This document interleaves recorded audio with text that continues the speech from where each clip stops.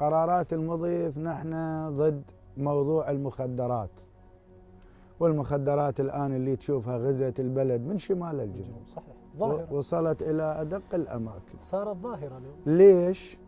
يحدد المنتسب الحكومي الحالة ويلزمها ويجيبها، جوز يلزمها المنتسب من الشارع يجيبها للضابط فلتت عند الضابط، الضابط ضبط عليها وضغط عليها وكمل تحقيقه فلتت عند القاضي، آخرها يطلع له حتى من برا. وهي هذا أنا هم أريد أسألك هاي اللي أبو حسام، أكو نقطة هي هذا حتى ندخل بتفاصيل هذا المضمار. مرات تطبيق القانون، نعم. الشرطة اليوم أنا أطبق القانون، نعم.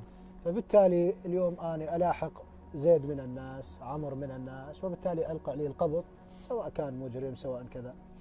أنا بالقانون صحيح نفذت، لكن عشائريا ما أخلص. نعم.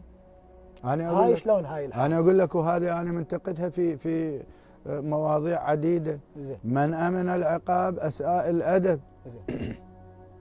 يعني هو لو يكون القانون منفذ 100% يقدر شيخ العشيرة، أنا هواي متعرض لها هاي. هسه لنفرض ضابط مكافحة مخدرات، لزم له مجموعة، ثاني يوم تجي لقوامة من العشيرة، وهاي صارت وناس فصلوا وموجودة. فصلوا مثلا المعلم يحاسب طالب على خطأ كبير، أو دكتور طبيب في مجال عمله، هسه الأعمار بيد الله. صحيح.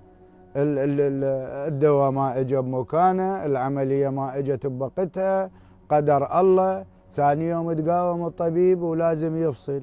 هذا شلون هاي الناس تمارس نشاطاتها؟ هذا لو كان القانون يحميه. يعني أنا أفرض مثلا المات عند الدكتور عبودي، أنا مشيت ثاني يوم وديت زلامي راحوا قاوموا.